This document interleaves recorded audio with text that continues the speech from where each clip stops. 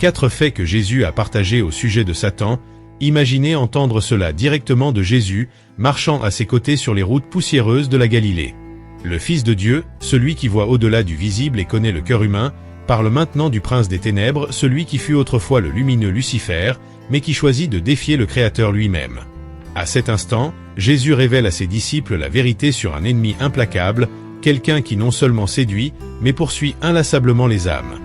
Dans les évangiles, Jésus nous présente Satan avec une clarté presque troublante. Il ne se contente pas d'avertir ses disciples du danger du péché ou des pièges du monde. Non, il va plus loin, révélant le caractère, les intentions et les méthodes de Satan, celui qui, selon les paroles de Jésus, est le père du mensonge et l'adversaire qui cherche à détruire le dessein de Dieu sur terre.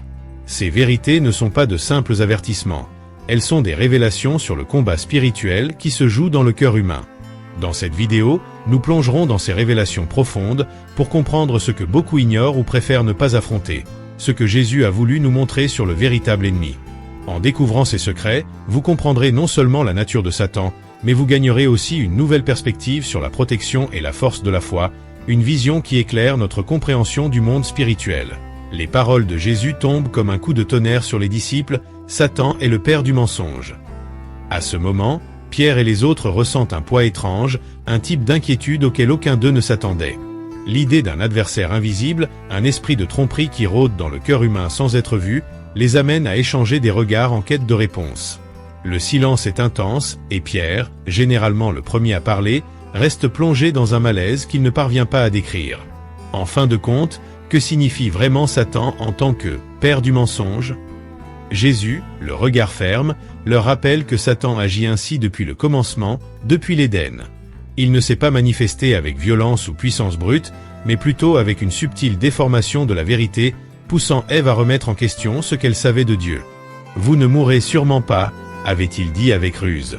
Ce premier mensonge fut suffisant pour ouvrir la porte au péché et à la chute de l'humanité. Satan, selon Jésus, ne contraint pas l'esprit humain. Il le séduit, l'amenant à l'erreur par un mensonge qui semble, parfois, presque vrai. Pierre ressent la tension entre ce qu'il pensait savoir et ce qu'il comprend maintenant de l'ennemi. Il se souvient du moment où lui-même fut réprimandé par Jésus, lorsqu'il tenta de le dissuader d'accepter la souffrance de la croix. « Arrière de moi, Satan !» lui avait dit le Maître. Le cœur de Pierre bat plus vite en réalisant que, ce jour-là, il avait été utilisé comme instrument d'un mensonge plus grand. Il pensait protéger Jésus, mais en tentant de détourner sa mission, il reproduisait la tromperie même de Satan. Ce souvenir amer fait comprendre à Pierre, pour la première fois, la profondeur du pouvoir de Satan sur les pensées humaines. Ce n'est pas toujours un mensonge manifeste, c'est une fausseté qui se mêle au désir même du cœur. Jésus, attentif à l'inquiétude de ses disciples, continue. Il parle de la façon dont Satan agit non seulement dans le monde, mais aussi dans le cœur de ceux qui souhaitent suivre Dieu. Cette arme, le mensonge, est d'autant plus dangereuse qu'elle prend des formes multiples, orgueil, vanité, convoitise. Satan s'infiltre dans les moindres failles de l'âme, où il chuchote des doutes et sème de faux réconforts. À ce moment, les disciples commencent à comprendre que Satan n'est pas une figure lointaine et mythique, mais une présence qui rôde autour d'eux, et qu'eux-mêmes peuvent parfois devenir des agents involontaires de cette tromperie. À mesure que ces paroles de Jésus les touchent profondément, ils comprennent que le combat spirituel est une guerre constante au sein du cœur humain. Satan, en tant que « père du mensonge », agit de manière à éloigner, petit à petit, l'être humain de la vérité divine. Et cette vérité, que Jésus incarne, est ce que Satan redoute et combat le plus. Jésus observe les réactions de ses disciples, et avec un visage mêlant compassion et fermeté, les avertit que Satan s'approche d'eux lorsqu'ils sont les plus vulnérables, souvent déguisés sous des formes apparemment inoffensives. Une offre, un désir, voire un conseil bien intentionné, comme celui de Pierre, peut devenir un piège lorsqu'il est déconnecté de la volonté de Dieu. Face à cette réalité, les disciples comprennent qu'ils doivent veiller non seulement à leurs actions, mais aussi à leurs pensées, leurs intentions et même leurs désirs les plus profonds. Cette révélation, cependant, ne s'arrête pas là. Jésus leur fait comprendre que Satan n'agit pas seul. Il utilise les forces du monde, les faiblesses de la chair et l'appel de l'orgueil humain comme outil de tromperie. Ainsi, le « père du mensonge » est aussi passé maître dans l'art de se camoufler en « ange de lumière », attirant les imprudents vers des chemins de ténèbres. Cette nouvelle compréhension plonge Pierre et les autres disciples dans une profonde introspection. Les paroles de Jésus les mettent en alerte, éveillant en eux une vigilance nouvelle et un besoin de discernement spirituel. Dès lors, ils savent qu'ils ont besoin de la vérité divine pour demeurer fermes, car là où la foi faiblit, Satan pourra agir. La nuit était lourde, et les paroles de Jésus résonnaient encore dans le cœur des disciples, « Satan est le père du mensonge ». Tandis qu'ils marchaient aux côtés du Maître, ils sentaient l'impact de cette vérité résonner dans leurs esprits, mais Jésus n'en avait pas fini. Il leur révèle que le prince des ténèbres n'agit pas seulement par le mensonge, il se déguise aussi en lumière, se présentant comme quelqu'un de juste, de sage, voire de bienveillant. Le choc est visible sur le visage des disciples, car cette idée bouleverse tout ce qu'ils imaginaient de l'ennemi. Jésus explique que Satan se cache là où on l'attend le moins, et c'est là que réside le danger. Il raconte aux disciples que le diable s'approche souvent des bonnes intentions, se déguisant en ange de lumière, pour tromper ceux qui cherchent le bon chemin. Avec cette image troublante, Jésus veut que ses disciples comprennent la nature rusée et complexe de l'ennemi. Le diable peut paraître vertueux, il peut se camoufler en une voix sage, égarant ceux qui ne sont pas prêts à discerner entre la vérité et la fausseté déguisée en bonté. Dans leur cœur, les disciples réalisent combien ils ont encore à apprendre pour être véritablement vigilants. Le vent froid de cette nuit fait ressurgir en Pierre le souvenir des moments où lui-même s'est laissé emporter par une confiance aveugle, sans remettre en question ses propres intentions. Si lui, qui marchait aux côtés de Jésus, a pu agir de manière erronée en essayant d'empêcher le Maître de se diriger vers la croix, combien plus en danger seraient ceux qui ne connaissent pas la profondeur des pièges de l'ennemi. Pierre ressent une urgence à comprendre ce que Jésus veut enseigner sur la vigilance spirituelle. Le piège n'est pas toujours ce qu'il paraît, Satan a la capacité de se masquer sous des apparences de pureté et de vérité. Cette prise de conscience grandit en eux, et la crainte de la présence constante du mal, même dans des situations d'apparente paix, prend forme. Jésus parle de la façon dont Satan agit avec ruse, touchant les intentions les plus intimes, manipulant l'orgueil et les désirs secrets du cœur humain. Le danger ne réside pas seulement dans les tentations évidentes, mais aussi dans les choix et les convictions subtiles qui, peu à peu, éloignent l'âme de Dieu. Les disciples, écoutant attentivement, commencent à saisir la complexité de la bataille spirituelle qui se déroule non seulement dans le monde, mais aussi en eux-mêmes. L'obscurité de cette nuit s'intensifie à mesure que Jésus continue à enseigner sur la nature sombre et trompeuse de Satan. Les disciples, jusqu'alors absorbés par les révélations précédentes, ressentent maintenant une gravité encore plus profonde dans ses paroles. Jésus, avec un visage solennel, les regarde, et pendant un moment, il semble que ses yeux voient au-delà de ce que les disciples peuvent percevoir, comme s'ils contemplaient une réalité invisible à l'œil nu. Puis, il révèle quelque chose qui ébranle profondément le groupe, Satan aveugle l'entendement des hommes. Une vague d'inquiétude passe parmi eux. Que signifie « aveugler l'entendement » Pierre, troublé, se remémore ses propres moments de doute et se demande ce que cela signifie d'être spirituellement aveugle. Jésus, voyant les expressions de confusion, explique que le prince des ténèbres n'agit pas seulement par des mensonges directs ou des déguisements de lumière. Il œuvre à travers un voile sur la vérité, obscurcissant le cœur humain pour que beaucoup ne perçoivent même pas l'ampleur de ce qu'ils perdent. Satan est un maître de la dissimulation, manipulant la perception et brouillant la compréhension, de sorte que les hommes perdent la capacité de voir la réalité divine. Pierre et les autres disciples saisissent la gravité de cette révélation, alors que Jésus poursuit, expliquant que cette cécité spirituelle est l'un des pièges les plus subtils et les plus dangereux de Satan. Il agit comme une ombre qui s'infiltre sans être remarquée et s'établit dans l'âme des gens, les faisant croire à des vérités partielles ou complètement fausses. L'obscurité que Satan jette sur l'entendement est plus dangereuse parce qu'elle ne se présente pas comme une menace directe, elle prend forme peu à peu, comme un brouillard, obscurcissant le discernement jusqu'à ce que la vérité devienne méconnaissable. Les paroles de Jésus semblent toucher chacun des disciples de manière personnelle. Ils commencent à comprendre que cette cécité spirituelle de Satan peut se manifester aux moments les plus inattendus, surtout lorsqu'ils sont vulnérables. Il profite des doutes et du désespoir, dit Jésus, et rend les gens aveugles à la vérité divine, les jetant dans une obscurité où la vérité devient confuse. Les disciples, qui imaginaient auparavant l'adversaire comme un être direct et violent, commencent maintenant à comprendre qu'il est bien plus rusé et patient. Satan attend le moment propice pour lancer son voile d'ombre sur la foi, la minant de manière progressive et constante. Pierre, en particulier, se souvient des fois où lui-même a été envahi par le doute, comme une nuit sans fin qui l'éloignait de la paix et de la sécurité de la vérité. Il comprend que cette cécité spirituelle n'est pas seulement une métaphore, c'est une réalité qui peut affecter même ceux qui marchent aux côtés de Jésus. Le souvenir de ses erreurs passées pèse sur lui, et une nouvelle crainte s'installe dans son cœur.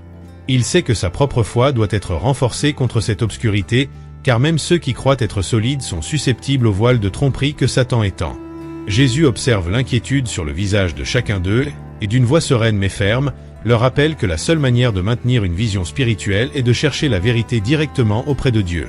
Vous avez besoin de la lumière de Dieu pour voir au-delà de ce que Satan obscurcit, dit-il, soulignant que seule la connexion directe avec le Père est capable de dissiper les mensonges que l'ennemi cherche à semer.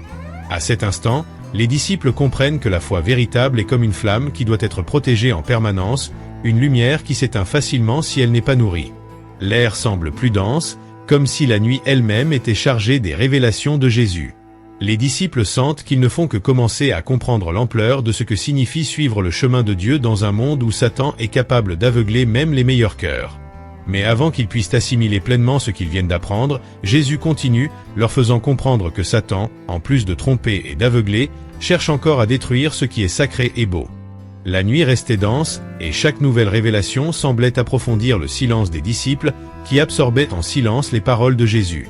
Avec une calme solennité, il les prépare pour la prochaine, et peut-être la plus troublante des révélations. Satan, au-delà de ses mensonges et de sa capacité à aveugler, nourrit aussi un désir incessant de détruire ce qui est sacré. Il ne suffit pas au prince des ténèbres d'empêcher les hommes de voir la lumière. Il aspire également à éteindre tout ce que Dieu a créé avec amour et dessein. Jésus observe attentivement ses disciples et d'un ton encore plus grave, révèle que Satan est aux aguets, tel un lion rugissant, cherchant qui dévorer. Ces mots évoquent une image intense de danger constant, qui ne se limite pas au monde physique, mais qui guette aussi l'esprit et les émotions. Jésus veut que les disciples comprennent que cette force destructrice n'agit pas de manière évidente. Elle s'insinue dans les zones les plus vulnérables de la vie, profitant des insécurités, des faiblesses et même des doutes de chacun. Pierre ressent le poids de cette affirmation et se rappelle d'un moment de sa propre vulnérabilité. Il se souvient de l'instant où, dans son cœur, il céda à la peur et à l'incertitude en reniant Jésus 3 fois, dans la nuit la plus sombre de sa vie. À cet instant, Pierre se laissa influencer par la crainte, permettant à ses insécurités d'ouvrir une brèche pour que l'esprit de destruction de Satan prenne le contrôle de ses actions.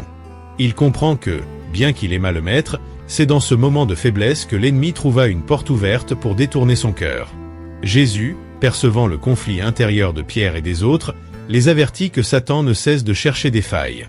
Il agit surtout dans les moments de fragilité, cherchant des moyens de saper la foi et de briser l'unité que les disciples possèdent entre eux et avec Dieu. Pour lui, la destruction est plus qu'un simple acte, c'est un état de quête constante, un élan inlassable qui se nourrit des faiblesses et des chutes humaines. Tout comme un prédateur, Satan est patient, attendant le moment précis où le cœur humain est le plus exposé. Alors que les paroles de Jésus résonnent, les disciples ressentent le poids de leur mission et la responsabilité de veiller, non seulement contre la tromperie ou la cécité, mais aussi contre cet esprit destructeur qui menace tout ce qui est sacré. Ils comprennent désormais que suivre Dieu est plus qu'une marche de foi. C'est un combat quotidien pour protéger leur âme et préserver la vérité qu'ils portent en eux. Et Jésus, dans son amour et sa patience, continue de les guider, révélant les profondeurs de ce combat spirituel, car il sait que l'ennemi n'abandonnera pas facilement. Les révélations de Jésus laissent les disciples stupéfaits, mais il a encore quelque chose à partager sur la nature de Satan, quelque chose qui va au-delà du mensonge, de l'aveuglement et du désir de destruction. Il les regarde chacun avec la profondeur de celui qui connaît le cœur humain et dit que Satan, dans son obstination, cherche constamment à détourner le dessein divin. Jésus explique que la mission du diable n'est pas seulement de provoquer la souffrance, mais surtout d'empêcher les gens de se rapprocher de Dieu et de comprendre leur véritable vocation. Il révèle que Satan profite de la confusion, des moments de perte et même du découragement pour éloigner le cœur humain de Dieu et déformer son plan. Les disciples sentent que Jésus parle directement des luttes qui les attendent, pressentant combien ils seront proches du danger lorsqu'ils affronteront les incertitudes de l'avenir sans la présence physique du Maître. Jésus leur rappelle que Satan a même tenté de le détourner de sa mission durant les 40 jours dans le désert, en lui offrant le pouvoir et la gloire terrestre. Mais contrairement à ce que l'on pourrait penser, cette tentation n'était pas une simple offre, c'était une attaque directe contre le dessein divin. Et maintenant, Jésus les avertit que le diable utilise la même tactique pour détourner chacun du plan de Dieu, offrant des raccourcis et des illusions qui semblent promettre l'épanouissement, mais qui mènent à un vide spirituel. Cette révélation approfondit la compréhension des disciples. Ils réalisent que le plus grand danger réside dans les promesses séduisantes qui semblent correspondre à leurs propres désirs et rêves, mais qui, en fin de compte, déforment l'appel de Dieu dans leur vie. Pierre, en particulier, réfléchit à sa propre lutte intérieure entre suivre le chemin difficile de la foi ou rechercher une voie plus facile. Le souvenir de sa réaction impulsive, lorsqu'il avait tenté d'empêcher Jésus d'aller à la croix, refait surface dans son esprit. À ce moment-là, Pierre n'avait pas perçu que, sans le savoir, il devenait un canal de l'ennemi lui-même, essayant d'éloigner Jésus de son destin rédempteur. Le silence tombe sur le groupe, chaque disciple plongé dans ses pensées, jusqu'à ce que Jésus, d'une voix calme et ferme, leur rappelle « Mais moi, je suis avec vous, et j'ai vaincu le monde ». Ces paroles apportent une paix incomparable, un sentiment de sécurité et de force. Jésus ne se contente pas de les avertir de l'ennemi, mais leur donne également l'assurance que, en demeurant fermes dans la foi et dans l'amour de Dieu, ils seront capables de résister à ses attaques, atteignant ainsi le véritable but de leur vie. Et ainsi, au milieu du poids de ces révélations, chacun des disciples décide dans son cœur qu'il affrontera le combat spirituel avec courage, non pas parce qu'il est fort, mais parce qu'il suit celui qui a vaincu toutes les ténèbres. Les paroles de Jésus, solennelles et empreintes de mystère, plongent les disciples dans un profond état d'introspection. Le poids de ce qu'ils ont entendu résonne encore dans leur cœur, et autour d'eux, la nuit semble devenir plus dense, comme si les ténèbres attendaient en embuscade. Chaque disciple ressent l'impact de la révélation que Satan est toujours à l'affût, prêt à aveugler, détruire et détourner. Leurs esprits tentent encore de traiter les paroles sur la nature destructrice et trompeuse de l'ennemi, et une question inquiétante grandit dans leur cœur. Est-il vraiment possible, avec toutes ces forces contre eux, de rester fidèles ? Pierre, se sentant saisi par une urgence inconnue, est le premier à exprimer le doute qui pèse dans tous les cœurs. « Seigneur, dit-il d'une voix légèrement tremblante, comment pouvons-nous résister à tout cela ? Comment pouvons-nous, être si imparfaits, demeurer fermes quand l'ennemi semble si rusé et puissant ?» Les mots de Pierre capturent le sentiment de chacun des disciples. Ils perçoivent la profondeur du combat spirituel et ressentent leur propre vulnérabilité. Dans un monde où l'ennemi se cache dans l'ombre et manipule même les pensées les plus intimes, comment pourrait-il résister ? Jésus observe le groupe, comprenant chaque pensée, chaque doute, chaque peur. Avec un regard de profonde compassion et d'autorité, il s'approche de Pierre et des autres, et, d'une voix douce mais pleine de puissance, répond « Vous n'êtes pas seuls ».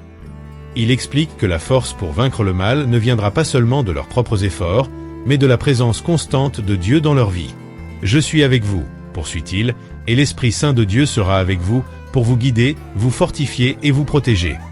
Ces paroles apportent un réconfort immédiat aux disciples. La tension qui les envahissait auparavant commence à se dissiper, et une nouvelle confiance grandit dans leur cœur. Ils réalisent que la bataille contre Satan n'est pas seulement un combat individuel. C'est un combat qui sera gagné avec l'aide de Dieu, avec la force qui vient de la foi et de l'union avec le Père. Jésus leur rappelle que tant qu'ils resteront connectés à lui, le diable n'aura pas le pouvoir de les détourner, car la vérité de Dieu brille plus fort que n'importe quelle ombre. Jésus poursuit, en soulignant l'importance de rester toujours vigilant et en prière. « Demeurez dans la prière, dit-il, car c'est dans la communion avec Dieu que vous trouverez la clarté pour voir la vérité et la force pour résister. » Il sait que, dans leur parcours, les disciples feront face à des moments d'incertitude, de peur et de faiblesse, mais il sait aussi que le pouvoir de la prière et de la foi sera suffisant pour les soutenir. Chacun d'eux ressent l'ampleur de cet appel. Non seulement suivre Jésus, mais aussi se préparer à défendre la vérité de toute leur force. Tandis que Jésus parle, les disciples sentent une renaissance dans leurs esprits. Chacun comprend que, malgré la ruse de l'ennemi, la victoire est possible grâce à l'engagement envers la vérité et l'obéissance à la volonté de Dieu. Cette certitude est comme une flamme qui réchauffe leur cœur et éclaire leurs esprits, dissipant les ombres des doutes qui les hantaient. Pierre, touché par les paroles du Maître, décide dans son cœur qu'il fera tout pour demeurer ferme. Il comprend maintenant que son parcours sera fait de vigilance constante, de renforcement spirituel et de recherche de la présence de Dieu. Il regarde les autres disciples et voit que chacun ressent le même appel. Ensemble, comme frères et disciples, ils sont prêts à affronter ce qui viendra, certains que la lumière divine sera avec eux pour les guider et les protéger. Alors que la nuit avance, Jésus les observe, voyant renaître la foi dans chacun de leurs cœurs. Il sait que leur chemin ne sera pas facile, mais il sait aussi que la force et la foi qu'ils portent en eux seront suffisantes pour vaincre les ténèbres et les maintenir fermes dans le chemin.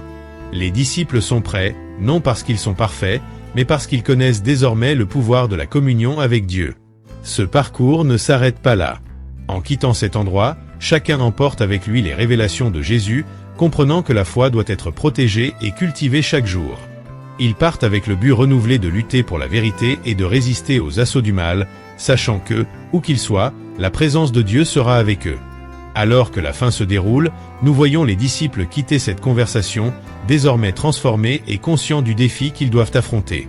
Ils emportent avec eux les paroles de Jésus, sachant que le chemin qui les attend sera une bataille constante, mais aussi un voyage de foi inébranlable. La nuit autour d'eux est encore sombre, mais une nouvelle lumière brille dans leur cœur, la lumière de la vérité et de la protection de Dieu.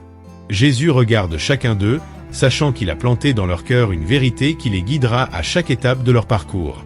Il les quitte avec un regard de confiance et d'amour, certain que, malgré les difficultés, ils possèdent en eux la force nécessaire pour avancer. En clôturant cette vidéo, je vous invite, vous qui êtes restés jusqu'ici, à réfléchir sur le pouvoir de la foi pour affronter le mal, et sur la façon dont les révélations de Jésus sont un appel à la vigilance et à la confiance en Dieu. Enfin, un message doux encourage chacun à rester dans la lumière divine, à rechercher le discernement et à ne pas abandonner dans la bataille spirituelle. Merci à vous d'être restés jusqu'à maintenant. Si vous vous êtes senti inspiré par ce message, abonnez-vous à la chaîne, aimez la vidéo, et partagez cette leçon avec ceux qui ont aussi besoin de force et de foi. Suivez notre série pour d'autres histoires qui renforcent et renouvellent l'esprit.